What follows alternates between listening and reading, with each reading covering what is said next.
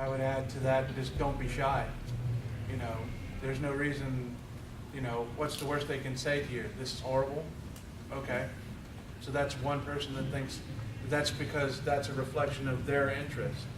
You know, who knew that TMNT would take off and be a huge thing I mean, it was a scribble drawing from two guys that, you know, was their homage to Frank Miller. Right. Yeah, who knew? So, you know, never think that anything you have is not good enough to market or to that people aren't going to be interested in it. I mean, I know people back to like with Lady Death and Evil Ernie. Well, I ran a comic shop in '92 to '96. That was one of the most popular books was Evil Ernie and Lady Death. There was just that niche. They liked the thing. There wasn't any pretense to it. I think that's another thing. If you don't try to be something more than what your story is, people will pick that up in your storytelling. Yeah, the awesome thing about this stuff too is, and thank you for that, but like half the people love it, half the people hate it, and that's the way it's always going to be.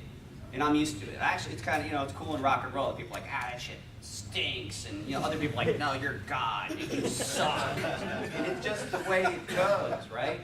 Yep. I mean, I also addressed the whole shyness factor. As a culture, comic people are shy. I seem outgoing and loud and affable, but you know, I'm lucky enough to speak in a panel. I'm a little wiggy in normal crowds, and I think that's just kind of the culture of people. So you're really not alone in that sense, you know. So, you know, kind of be a little freaked out and still do it anyway, you know. Right.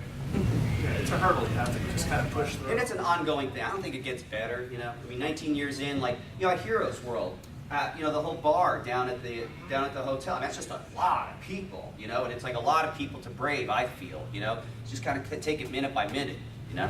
And there's also something you have to get through too. Is the fan? Are you a fan or are you a professional? Like I was sitting right next to Mike Mignola. I'm like, oh my God, I had to help me. I didn't say one word to him because I was like, oh my God, you know. So that's kind of, you have to kind of approach it that I'm no longer the fan. I'm one of these people, you know. Yeah, maybe the etiquette at night times at cons, if you're hanging out in a professional environment, is don't ask for signatures. And you got to kind of, there's a professional way of being a geek because we're all geeks, right? You'll meet, you know, like you meet Mignola, and I've been lucky enough in the past to meet guys like Frank Miller and stuff. It's just kind of a way to, you know, like, I really appreciate your work, sir. You know, like some version of it, not like a Neil Adams. Back to when we were talking about like even as a shyness, but the hurdles for marketing. One of the things that there isn't a lot of places that you can get exposure or get your name involved in things, and that's I think that's where when we were talking back when you started ICCW, that's one of the things. There's not enough tools out there also that really cater towards independent publications. People who, like Brian, say I did it by choice because I want to do it my way, you know, and not be told it's my way or the highway. Well, and it's my way. And there's not enough people that cater to that. And one of the things is that, like with ICCW, it helps the shyness, it helps other things like that. You can get over that with exposure through there. I mean, it was designed to network for all of us here to talk with other people, both professional and semi-professional as well. I don't suppose any of you, like, you know what you say is true, but what about self-promotion? What about it? That's the game. That's what we're doing. Yeah, that's what we're doing it right now. Yeah, everybody and anybody that you can show your work to.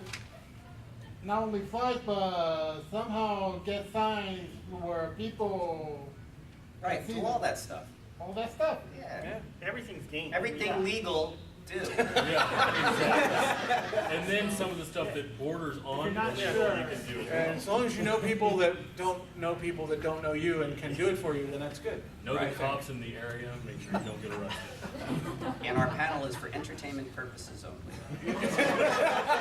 Don't try this at home. Right. Well put, gentlemen. In these times, a lot of outlets make it a lot easier for us as well. I mean, I look back 10 years ago when we were looking at doing this, and it, you know, to get stuff printed, to do the posters, to do all the promotional stuff that you want to do was just ridiculous. Now it's a lot more affordable to really try something. But in doing that, you got to remember there's a lot more people trying to do it.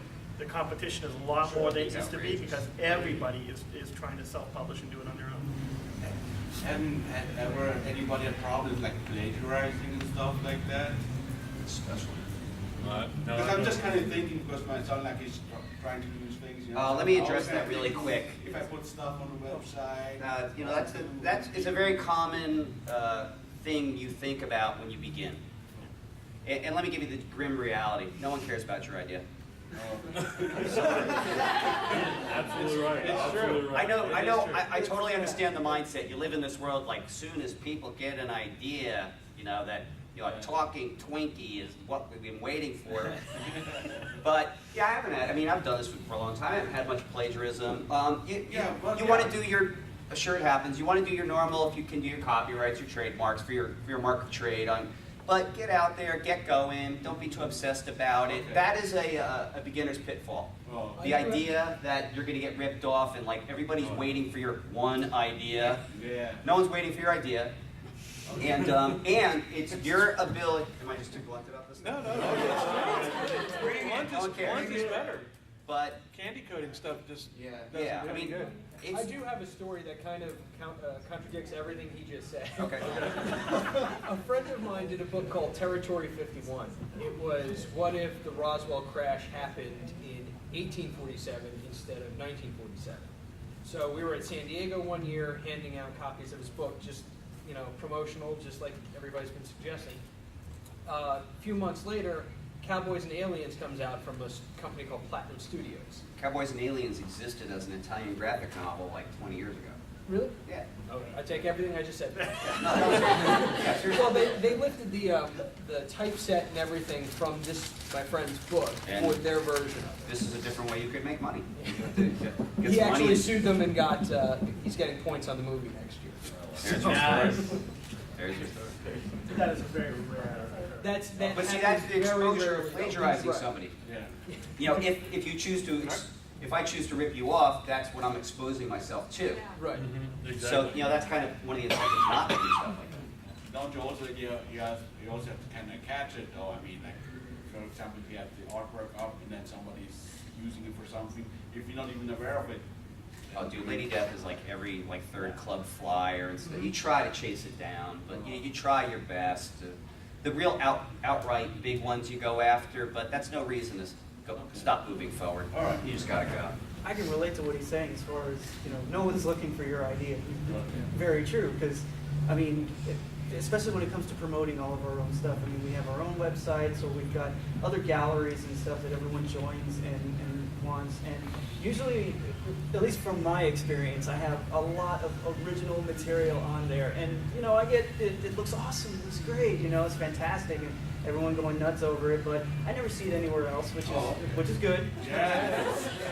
But then I'll do something like, it's been a while since I did any kind of fan art. Why don't I just to get more views? Sorry. Can you send me a copy of like the writing then? So I actually. Hey, we're having a panel here. You can have your own panel later. So just for fun, I actually did a picture of Venom, the way he's been updated throughout, when he started, all the way to what he's doing now, and I put that up there, and I got the same reaction. It was all great and everything, and then about a week later or so, I started getting messages in the mail. It's like, do you know that yours is being, your artwork, this one here, they actually put a thumbnail on. Do you know that's being used on a T-shirt in this store? I'm like, what? Cool, great. I go over there and look at it. It's like, I appreciate the promotion, but that's mine. And the funny thing is that you look at where he. It's marvelous. It's marvelous.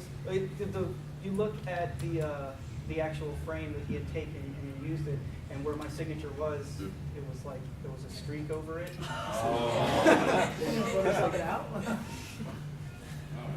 So as far as it seems like, what he's saying for your ideas. Although in that aspect that he really can't do anything. It may be his original art, but he's done something that belongs to somebody else, and they're it's a really tangled web, but there's nothing he could really legally do about it because that's owned by Marvel, Disney, whatever. Basically, send him an email with an animated. Don't do that again. That's about all I can do. I know where your parents live. That's about all I can do. And then, but you know, the fine print under that would be like, oh, by the way, watch out for Motorhead.